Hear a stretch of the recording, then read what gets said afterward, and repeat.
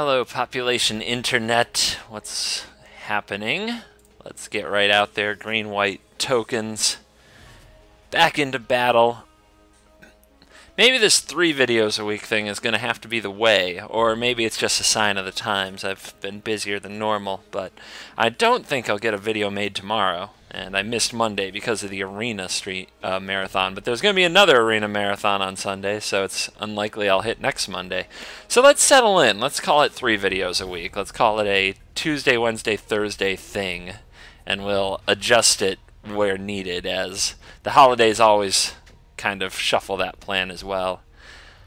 I think if there's one change I need to make for sure, this card can come out. It's always messing with my mana. This hand is slow-mo, but it's got some strong cards.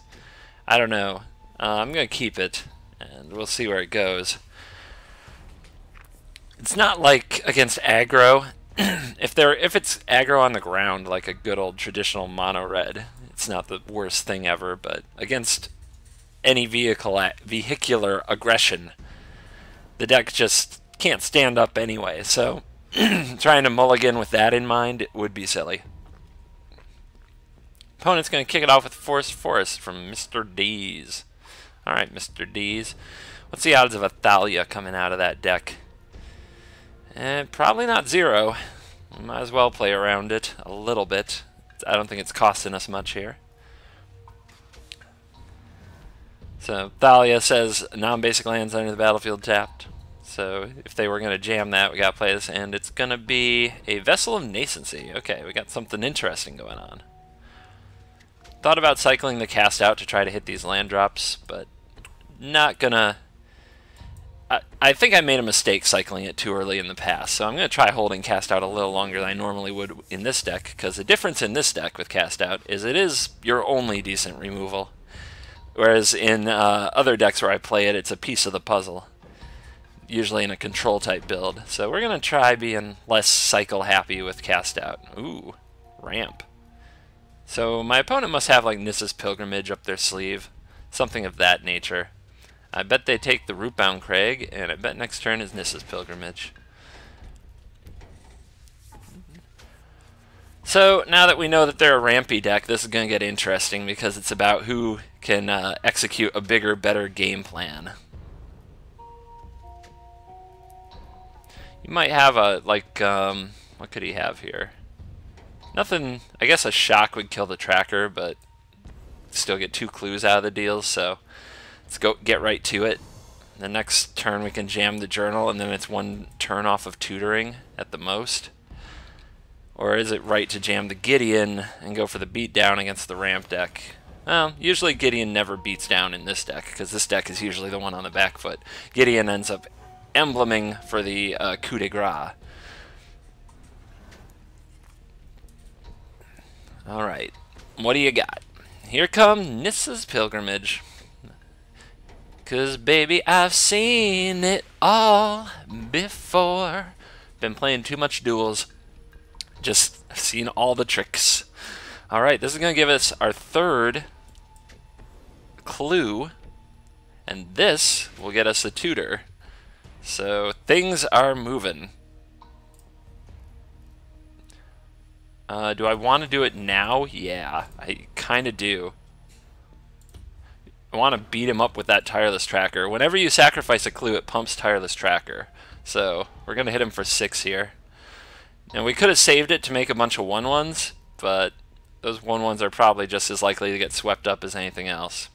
And what I want to fetch is the Procession, baby. Let's not be shy about it.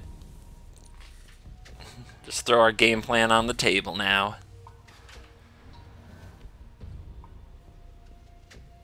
And see what our opponent and their ramp deck has. The Vessel seems like some kind of a Delirium angle, so maybe there's an Ishkana going on, but there's only one of those that you can stick in your deck. I'm going to go with Bristling Hydra. Yeah, it can be hexproof. And it can be big. Not as big as this tracker, though.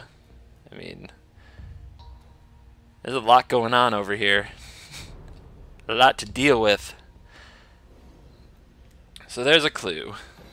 we want to play the procession first so that we get double clues when we cast when we play this land and cast this spell. Yep. So that's double clues. This is double clues. I told you you'd like seeing this deck go off. It does some nutsy things, and this is certainly right up there. All right, get in there, boys. See if he wants. I think he has to block this tracker or he dies. Unless he's a fogger. Are you one of those foggers? Alright. So, pitch 3 clues. Pump tracker to 8 toughness, which his Hydra's not going to get there. And go fetch more Anointed Procession. Oops, you're not an Anointed Procession. Where's my mouse sensitivity needs an adjustment for tutoring a whole deck. Serves me fine every other time, but man, if I'm going to tutor my whole deck. Alright, 6 mana, what can you do? Chandra Flamecaller ain't going to matter much. With Embellower, you can Rex Sage this or that. I don't know. Does it really get you anywhere? Renewal. Go to that top rope. Get up there. He's going to go to 15, 9, 11, 12, 15. Dead. Dead. He's dead. We'll just do it. We'll go off a little. I mean, it's bad manners. Oh God. This is the ultimate test of bad manners right here. But since I complain when others do it, I will not expose my opponent to all the BMing I could in this spot.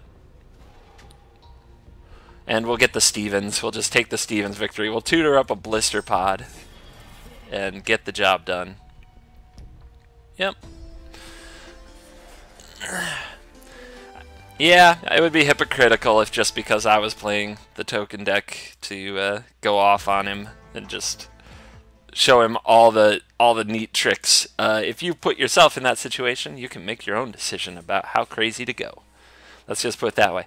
But if I put out the other Procession and the Ulvenwald Mysteries and cracked 3 clues, riddle me this. How many 1/1 tokens is that? Double Anointed Procession, 3 clues being sacrificed. With Ulvenwald Mysteries. Times 1.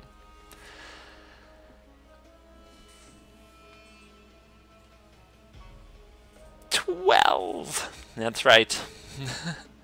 I didn't even get out a pen and paper. 1/1 Cité. Alright, can we please get another game? Anytime it takes this long, I just want to restart the search out of paranoia. I've been through connection issues on every platform over the course of the duel's life. They all leave their scars. I still have fear. So I got an invite in my email, and I hope other people participating in Arena Beta got an invite in their email to do a very similar playtest session on Sunday to the one that happened last Sunday, which is probably going to mean another 24 hours of crazy. If you are new to the session, you get new packs. If you are...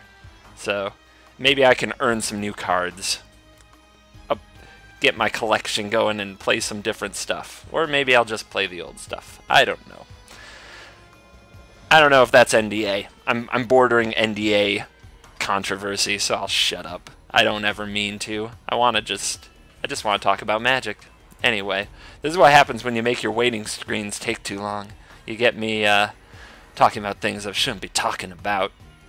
Other info. I had an interesting match on Twitch yesterday. Atmadog showed up, who is a famous YouTuber. Some of you may also be subscribed to his stuff. It was good to see him playing some duels, and we had some battles. We both played a variety of kind of fun, off-the-radar decks, and it ended in a 2-2 before I had to leave. So we tied it up in our little informal matchup series. And he also came into Twitch chat and talked to those of us hanging out in Twitch chat a bit. So if you wonder what happened to Atma, he still plays duels every now and then, and I personally find that very nice to know. Let's see. I got a message saying that I call the people in Twitch chat and my viewers guys a lot, which may be insensitive to the occasional female viewer and be off-putting to them. To which I say that's never my intent, and people who know me know that. I'm not trying to exclude anyone. I coach a team of women, all women, 14 to 20 women at a time in roller derby, and I call them guys sometimes in the moment when I'm just talking and trying to get things done. And they don't get mad at me for it. They never give me a hard time. They always understand that I'm not about just calling people guys to offend women. It's not what I do. I'm just using the language that I've kind of become accustomed to. And there are some words that when you say them mean a lot, and there are some words, most of the words we say don't mean anything. And if you try to add meaning to them, it just complicates things. Alright? So I would say when somebody's addressing a group and they say guys, if you try to apply a lot of meaning to that, unless they're like, yeah, because I don't mean to talk to the women here, I don't need to, unless there's something like that, they probably aren't trying to do any damage, and probably aren't the person deserving of being targeted for that kind of thing.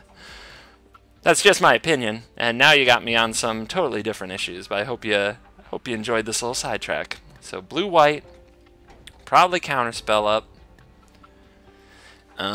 Looking all control-y, which means this resolving is kind of a big deal. So we don't want to just run into a counterspell. So I'd rather, I think, double spell this turn, since something like a planar outburst is still 2 turns off. So we'll attack first. We'll play our Visionary, and then likely play our Cat, and just try to get some damage in. And then hopefully resolve a Mysteries in the next turn or two. We might try it next turn because it would be the Glimmer turn. You really want to try to resolve threats and make them have counterspells on the turn when they want to play a Glimmer of Genius, just to delay that happening. We'll also test the... Do we test Censor? Nah, we won't test Censor. We can probably get him to cycle it if he does have Censor. Yep, he's gonna hard pause my Elvish Visionary. Nice. Will give me the pump fake. And we'll throw a kitty at him. You want to censor that? Didn't think so. Now, end of turn, we're going to tell more time, we're going to cycle Renewed Faith. Alrighty, maybe it's the blue-white Cyclotron. We're definitely going to try to resolve this Mysteries before next turn, because we don't want to see a planar outburst sweeping this up without some cost to be paid. Of course, that plays into the cast out into planar outburst, but if they have it, they have it. You can't play around everything. Deccan Stone. Oh, I'll take the clues. Thank you. That also means we resolve this. Hoo-hoo. Oh, it works so well with clues. We better play our untapped land. He's almost certain to have Censor in a deck where he cycles things like Renewed Faith. And we'll want to attack first, in case he planned to... Well, I guess the only removal here would be Blessed Alliance. We don't have to do it that way. So if he's going to use a Blessed Alliance, I want my clue. So in this case, we play it before combat. And attack for Deuce.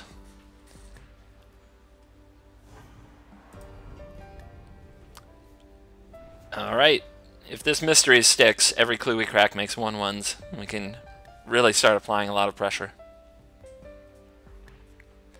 I don't know about Deccan Stone 2 Sacred Cats. It feels like a 2-for-1, but I'd probably rather have the clues. I don't know. It's his call. Missed a land drop, so we are definitely talking now about a handful of spells. Probably removal, cycling. Although if he had cycling, would he cycle there to hit a land? I don't know. What do you sit back on with 4? Maybe a commit to memory or a cast out. Now, there's not much I can do about either one of those. In fact, pretty much nothing. So we're just going to get in there.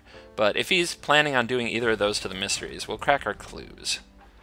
We'll just not use our mana. We'll hold it up. On end step, he'll try to target this with something, and then we'll crack our clues so we at least get the 1/1s. Because we can always resolve these later. And it is Glimmer. Okay. Well, since he's going into Outburst range, I could just crack these now to make sure I get the 1/1s in case he plans to respond to me cracking clues with a cast out, but I don't find that very... Nah, that's not likely. Since we're doing it on his end step, he'd have to tap mana on his turn, and I could always respond to one crack with the other and still get one of the 1/1s. So, it doesn't make sense. Alright, he's playing Drago. Let's do some drawing and going of our own. Now, there's a card that's unlikely to be useful. It's a one-of, though. Our hand shouldn't get too stuck up. Alright, there's another land. So, here, we probably just want to get as much on the battlefield as possible and pressure his removal from here on, as long as we have this. So we're probably going like Nissa, Hanweir, Pod. But we could go Hanweir, Hanweir, Pod and hang back with a Nissa.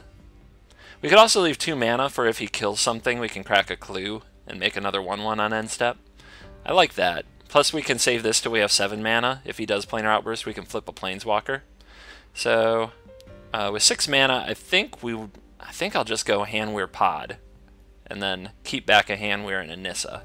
It's not the most mana efficient, but that doesn't... Mana efficiency is just 1 bar by which to judge what to do your turn by. It's right often, but not always. Alright, let's see if our opponent wants to respond to this Blister Pod. Oh wait, Spell Shrivel. 1, 2, 3, 4. Let's play around Spell Shrivel, just in case.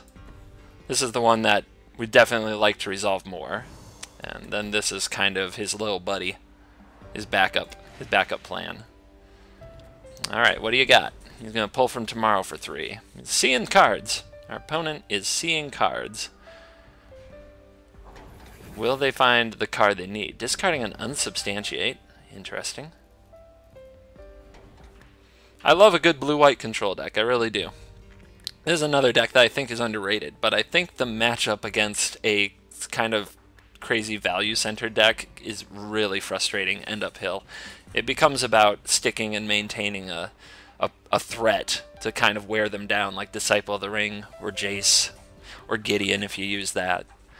Whereas most of the other games just become about drawing cards and doing nothing. Drawing all the cards in the world won't matter if your opponent just has this board that never ends. You'll die eventually. Here is Gideon. Alright, maybe he's listening to my commentary. Maybe he's getting the picture. We're going to have an interesting choice of what to attack coming up. Ooh, boy, oh boy. Well, we get to flip you. And we draw the Cast Out. Wow.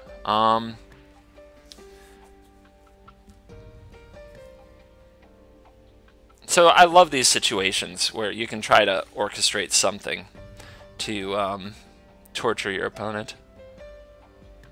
Because we can get rid of Gideon either way, but it's unlikely we'll get a better target for our Cast Out than our opponent's Gideon. So we do want to cast it out. And we also want to resolve this Nissa.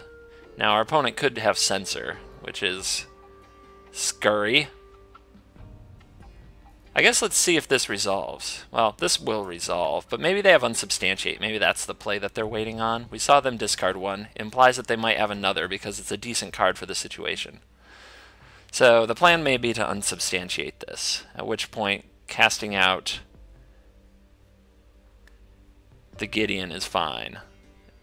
So the attack can go all at our opponent's face. Let's see what happens if we go for this.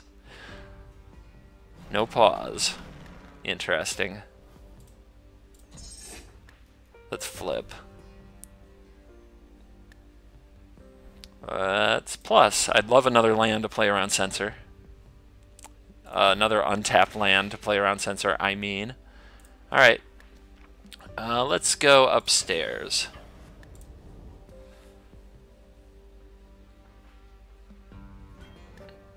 Okay. Let's go to end step. There is something. He's going to do some telling time. Okay. Checks his cards. Looks for something. And that's the window I'm looking for. He can't... The thing is, if he's just holding up mana like that, he can't afford to do nothing with his mana.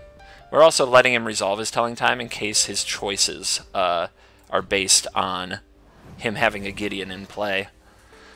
I can't think of an exact scenario to give you, but oftentimes if your opponent is making some choices, it's best to let them make them, then resolve the thing you're going to resolve instead of doing it in response. I see that happen all the time. And it might affect what cards you pick from your telling time if you know what your opponent just did. Planar Outburst, you want to give me some clues maybe? Nah, looks like our blue-white opponent never found Planar Outburst. So let's send in the beats.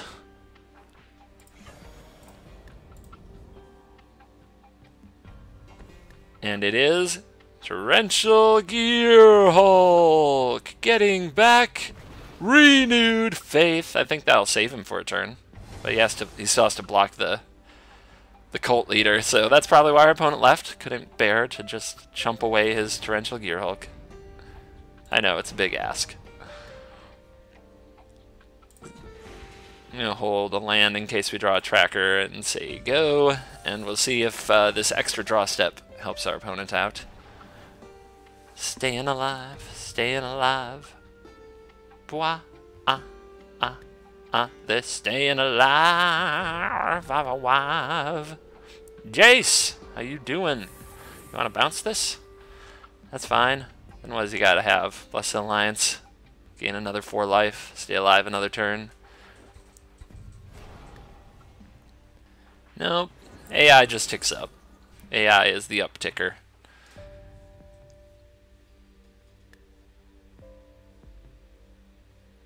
What else you got? You gotta do better than that. You gotta have more. You gotta have more Twix.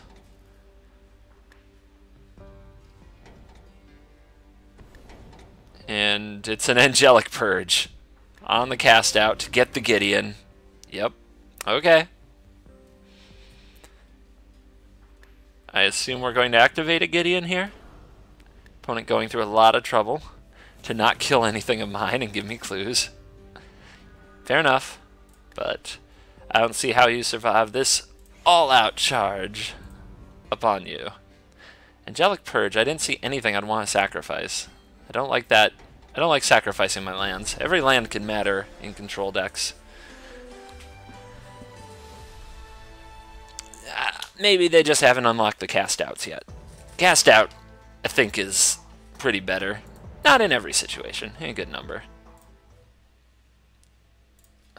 2 games up, 1 game to go. Found one quick. Got this dude, he's got stuff on his arm. It's mechanical. He's steampunking, I guess. I don't know a lot about that. I just see them at conventions sometimes, some steampunks. They're an eclectic bunch. Yeah. Pretty good stuff. I can definitely cut this. This is the one edit I'm sure I can make after playing these games. It just so rarely does anything. It takes so long. Because what you're trying to get is Journal, right? And to get Journal, you have to have 3 clues.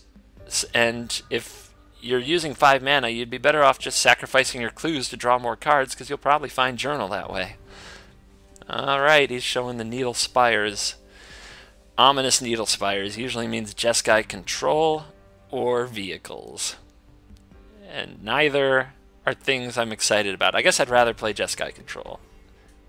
Never mind. Alright, this matchup is terrible. If we pull this off, we are made of miracles. So we're just going to set the expectations really low, and then we're going to try to outperform them and make it a good game.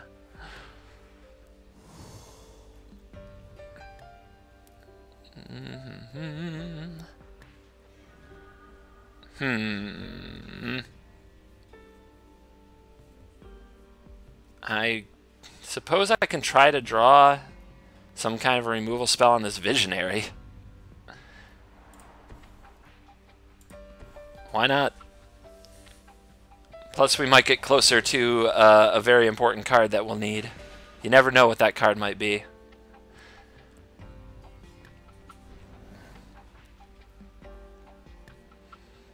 The case for the Anointer Priest there was if I play Nissa next turn, I gain a life. Oh, Jesus, that's not cool. Alright. So I play this, send a token.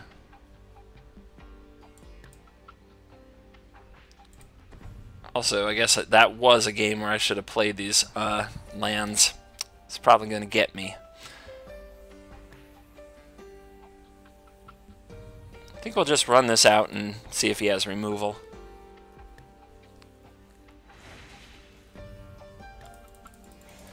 If he spends his turn killing it, at least I buy a turn to kind of get more lands, get more resources, do more things.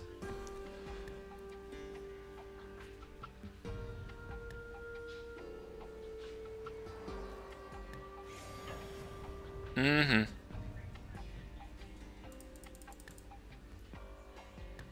The Visionary's holding back the Motorist, so we don't want to block there.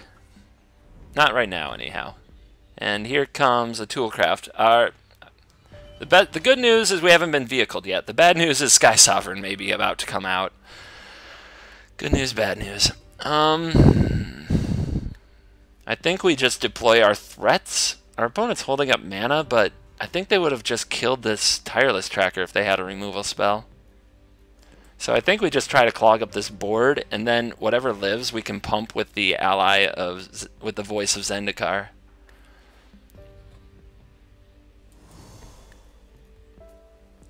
And then maybe we can just go toe-to-toe, just square off.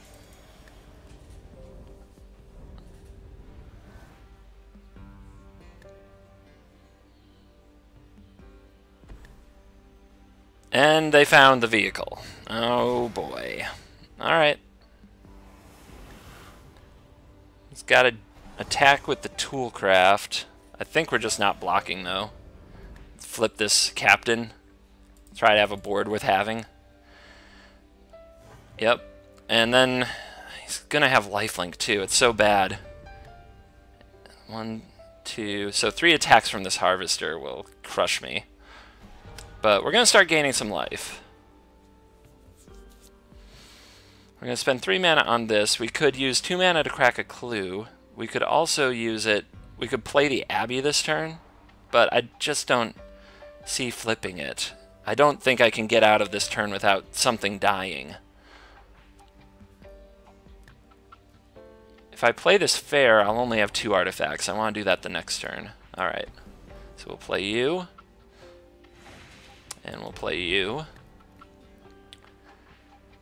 And I could just try to keep it as a life gain thing. My opponent will just kill it though. But is it better to gain 4 life or to pump my squad and become aggro? What is this, a 4/6? I mean, I can't attack it anyway this turn. So I guess I get it to attack. Having more bodies makes Abbey more likely. Yeah, and just try to absorb a hit. Gain some life. Alright. I guess if he wants to use an energy here, that's 1 less he has for later, but then I don't have a blocker. So... But what if this is gonna die anyway, is the question. Like, No, if he had a way to kill it, it would be dead already. Yeah, we're gonna hang back.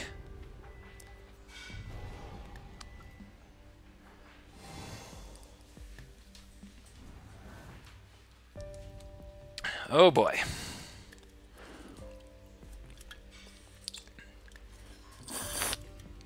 I feel like I could go back in time and play more optimally. But don't worry about that now. Let's try to win the game we're in.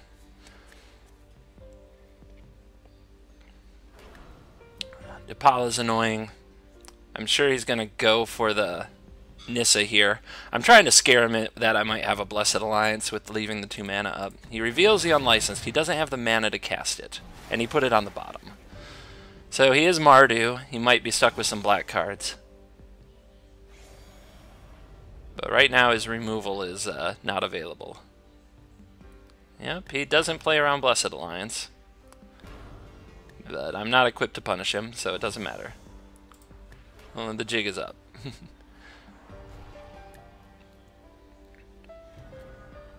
Nice. That is appreciated. I don't know why he's pausing me there.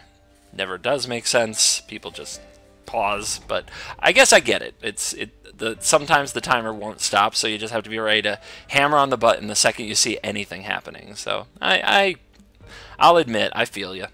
All right. I do want this Abbey to come out eventually. but I don't think this is the time. I think I want to use my Mana Cracking Clues and playing Cast Out. So this can be a 4 toughness, which doesn't get it. I guess it can be a 5 toughness, but he doesn't know that. Like, he doesn't know I don't want to do 5 toughness. But it could get bigger than this. He could double block here. And then I could cast out the Dipala and kill them both. Is that... No, I'd still lose my tracker. Because it would be 4 power, and I'd have to crack 2 clues. So that doesn't work. So do I just send the 6/6? Then I don't really have a blocker for this Thalia if he finds a way to kill my tracker. But I have a cast out. What if he double blocks the 6/6? I can cast out the Dipala, eat both his guys. That's a pretty good turn. And it's pretty baity. It feels like my opponent may go for that. We gotta start this party somewhere, somehow.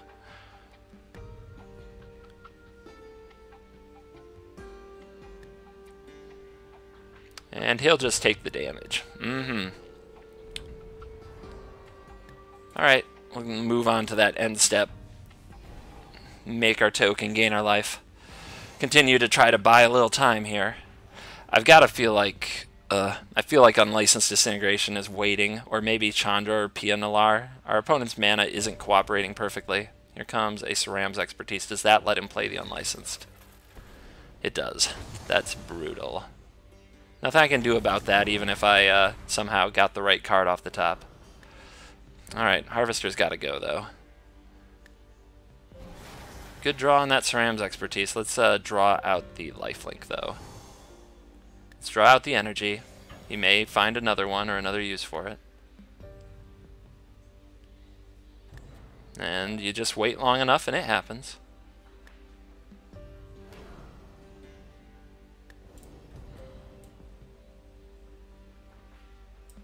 And he's just activating the Motorist, so I'll draw a card here. He's not. He smells something fishy. All right, I'm gonna let that Motorist thing resolve. And now he's gonna go for it. Yep. Gotcha. Just had to be patient.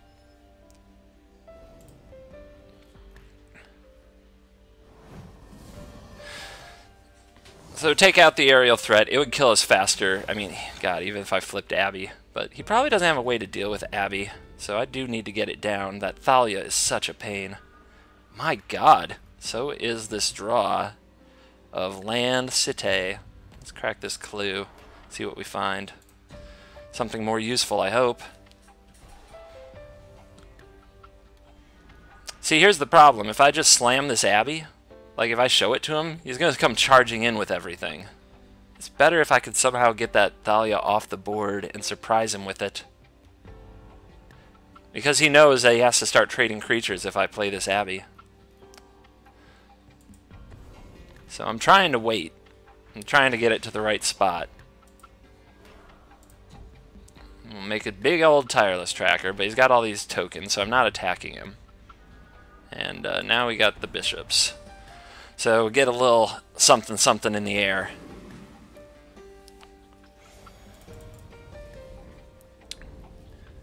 Now, we know he put an Unlicensed on the bottom of his deck. I don't think he has another one, but he might have a Fatal Push. These, the Mardu decks have gone to Fatal Push pretty often. We know there are probably some nice playables hanging out.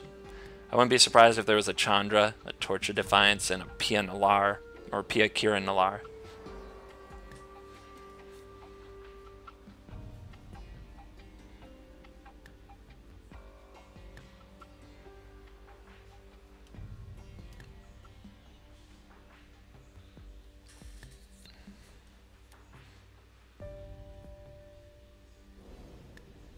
Alright. He probably sends the 4/3 first striker. No, I could still... Tireless Tracker just eats it. He's got nothing. He's got nothing here. There we go. That is great. And what we want to do is we want to play it on our opponent's end step, take Thalia away, then on our turn play the Abby, flip it, beat him up. Probably can't handle it. Probably. So what do we do this turn? Bishop makes another clue. That's pretty good. For the land we can play this Inventor's Fair. Tapped, because we only need 4 mana to play the cast out. Alright, so that's what we'll do. Tapped Inventor's Fair. Maybe I'll gain us a life. Oh wait, we're still going to be a clue short, but still not the end of the world. Do I hang back for one more turn for the grand attack? Or is this 2 points going to matter? This 2 points doesn't matter if Ormendahl hits twice. So no, I'm just going to hang back. I want to discourage him from attacking for another turn. Because I want to be able to sack my most kind of low value creatures to the Ormendahl. Alright, 5 mana. It's another white, it's not a red, so it's not a Glorybringer. Is it Sky Sovereign? It's Sky Sovereign. Okay. That's going to take out the Bishop. That's sad. I don't love it. But I'm okay with it. Alright, end step. We're going to go over the top of Sky Sovereign here. If our opponent had Deck and Stone or some removal spell, they would have used it. They would have used it a long time ago on this Tireless Tracker. Alright, we can play and sack this cat.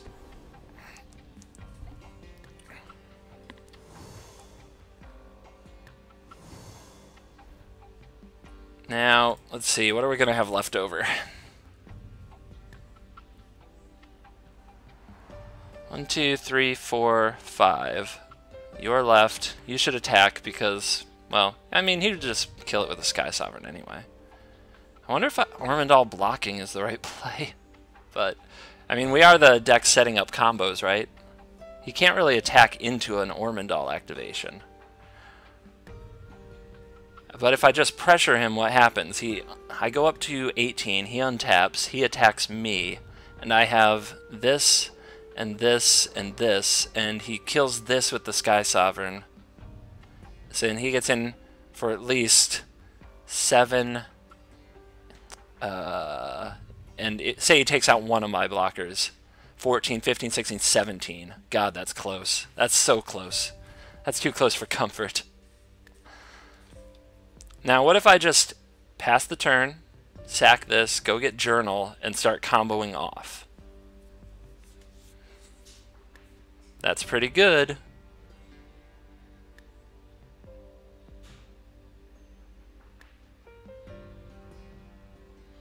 What if I just send Tireless Tracker then? There's nothing, he just has to chump that, but we start whittling down his token army? What if we just do nothing? Hold up the Westvale. I actually think that's best. Because the odds, like the chances that it gets to eat Ormendahl, like Ormendahl eating Sky Sovereign is so bad for our opponent. And we just get stronger. Like if he does nothing here, we're going to go fetch the Journal and just start going nuts. Although we have to keep 6 mana up at all times for Ormendahl. Maybe that's not the best. There's the Pia Nalaar. Maybe I'm just supposed to draw a bunch of cards. Because what happens is eventually he finds Pia Nalaar, and I lose. But now he's got these blockers that he can sack. And I don't get the lifelink. It's really tough. I do want to hold this up, so we're just going to sack the clues. A lot of staring at each other. A lot of awkward.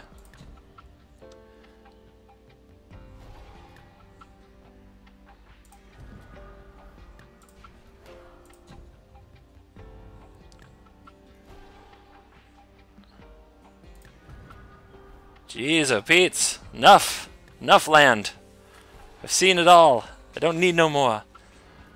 Alright. Let's do more things. Just more bodies on the ground, right? More clues. We need to leave 6 mana up. 1, 2, 3, 4, 5, 6. So 4 mana to play. Ah, that works out convenient. Just don't tap the damn Abbey, you fool. Frickin' Stainless. What are you trying to do to me?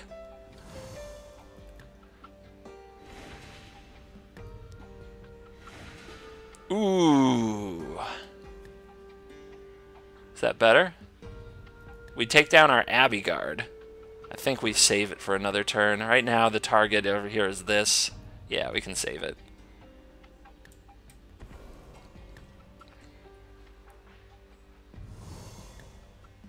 Kitty.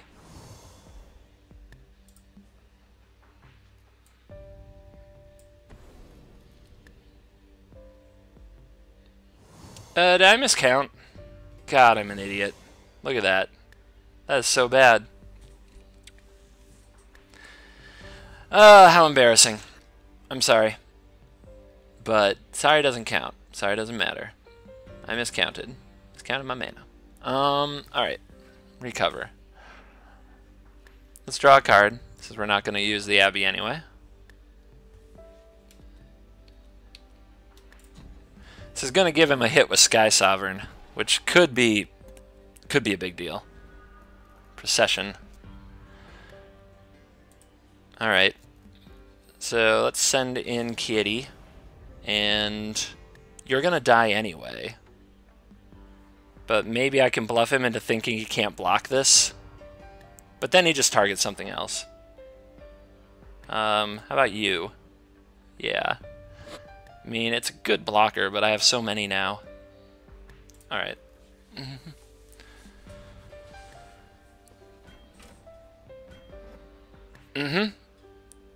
Fine by me.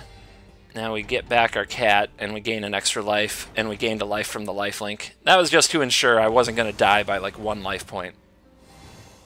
Alright. Sucks. But maybe that means... Yeah, he probably takes out our captain, which is a big loss. He drew the Black Source. Does he have the 3rd Unlicensed in hand? Let's see what he does. It's a tough game to navigate.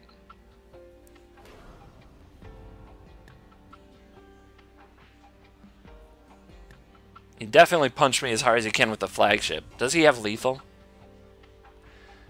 7, 8, 9, 10, 11, 12. 7, 8, 9, 10, 11, 12. Oh. Oh, that... Oh. Yeah, he has exactly lethal if he does it right. I think. 1, 2, 3, 4. Yeah, I think he's got it. And that's because I punted. Nope, he's not going for it, though. Interesting. Maybe he didn't see it. 7, 8, 9, 10. See, now he can only do 12. If he attacks with the Thopters there, he can then fling them. But maybe he has another way to do it. Could have been a very lethal misplay on my part, unfortunately. Alright. He's going end step. Okay.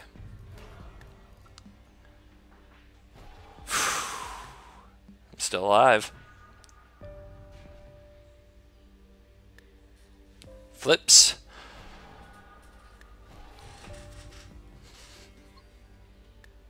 Now, he's thinking, I'm sure, that he can block Ormondal with a Thopter and sacrifice it so I don't gain life. That's got to be what's on his mind. But let's see here. He can go block, block, block, block, block, block, and kill, kill. So that's 1, 2... So 1, 2, 3, 4, 5. And then he takes... he kills 2. So 1, 2. And then he takes 1... 4, 1, 3, 5, 7. So not nearly enough to go lethal with collective effort. I do need to gain some life though, so collective efforting and attacking with my lifelink cats might be the way to roll. Again, our opponent they're like holding this up to sacrifice them. I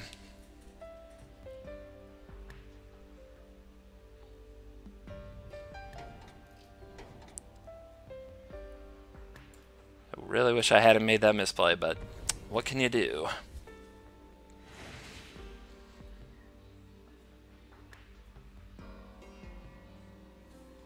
One, 2, 3, 4, 5, 6. 1, 2, 3, 4, 5. Alright. Let's get him.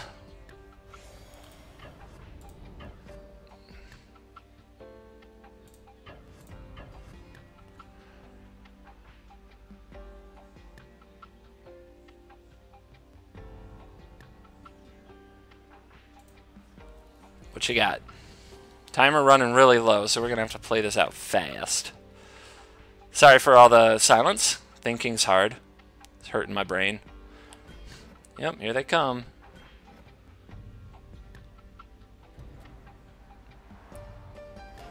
And here comes sacrificing.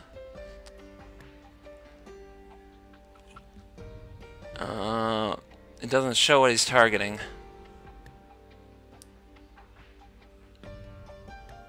Okay, he's going upstairs. Alright, damage in. Anointer Priest. No. Taps. Jesus. Huh. Taps. Jesus Christ, okay. This is not good. This isn't gonna make it. There's a little life.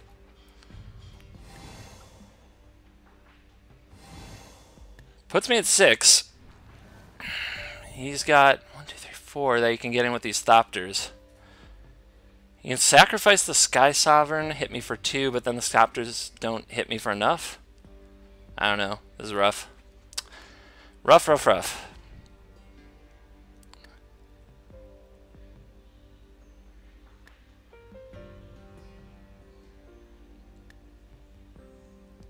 Let's see if he can find it.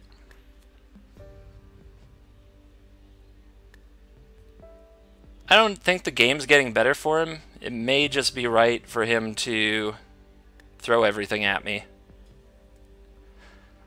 This might be one of those cases where I've made a few mistakes. He should just count on me making another one and throw the whole book at me. Alright. And the last card is a Copter. Interesting.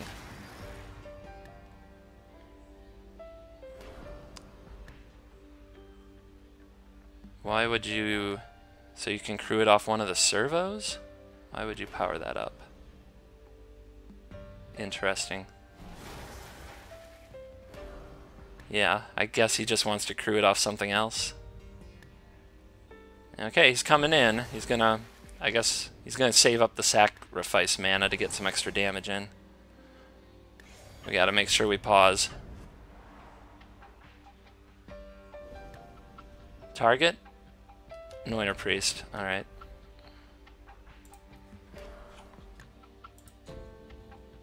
One, 2, 3, 4, 5.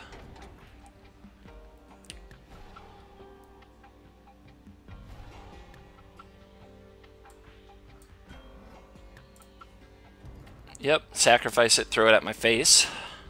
But then he can't stop it from swinging back. So this should be the big swing right here. Do I keep this around for the life? I think I will, instead of drawing the card. Want the extra life. Just cuz. We're in just one of those games. Alright. So, now it feels right to make this play. Feels right to make this play. And then what? We have a cat to get back? And an Anointer Priest. Is that better? 1, 2, 3, 4. 1, 2, 3, 4. 1, 2. Yeah. And that gains a ton of life, but my opponent's at 7. They're just dead here, right? 1, 2, 3, 4, 5, 6, 7, 8. 1, 2, 3, 4, 5, 6, 7, 8. They can block everything. So they're not dead. If they're not dead, then the collective effort isn't important. I don't have a way to just kill this 1/1, right? Okay, I don't. So, yeah, we'll just go with the idea of gaining a whole bunch of life and going off.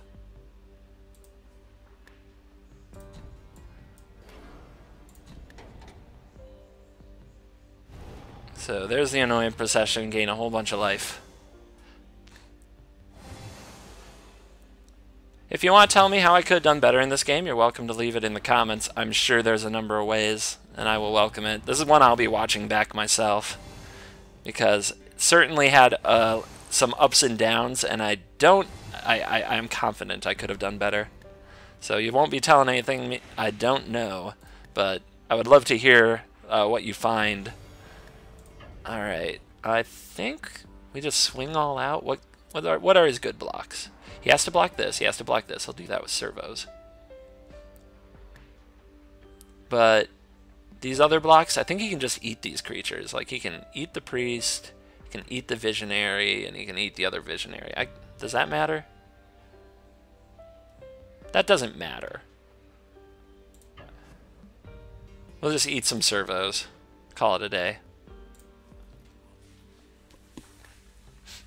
Doesn't change the outcome of where this is going.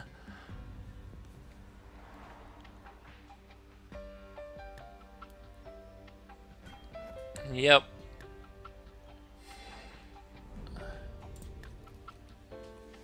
And make 2 tokens, gain more life. As things quickly spiraling out of control.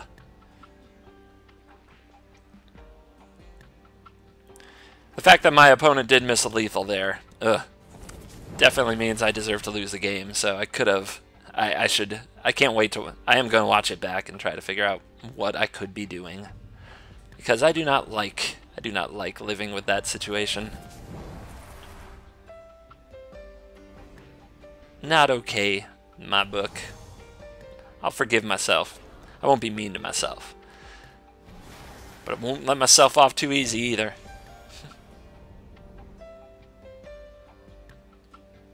Alright, vehicles. You want to throw a copter at me?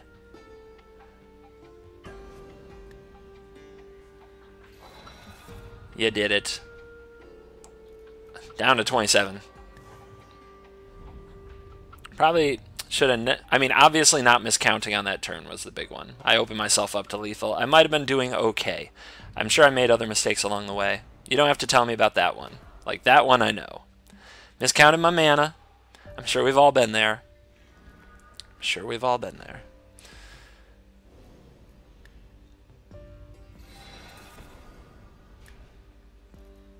Alright, it's the AI. Let's go off.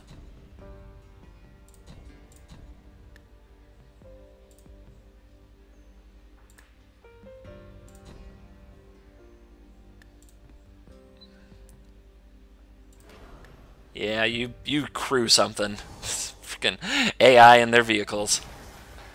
AI is like just terrible drivers. There's no way around it. Send the fleet. And we will somehow, despite our best efforts, overcome the vehicle menace. And there was glory in the land. Alright, I hope you've enjoyed the tokens deck. This is very likely the last video because I'm definitely going to see Justice League tomorrow. But yeah, fun deck. Does a lot of... just when it gets going, when it really gets cooking, it's such a happy thing. The biggest change I would make is cutting out this here Inventor's Fair. And let's get another Tranquil Expanse in there. I know it's a tap land, but just want to have my mana right. Just want to have my mana right. There were a few games where we didn't have our mana right and it cost us. What changes would you make to the deck? Let me know in comments. Alright, hope you enjoyed. See you later.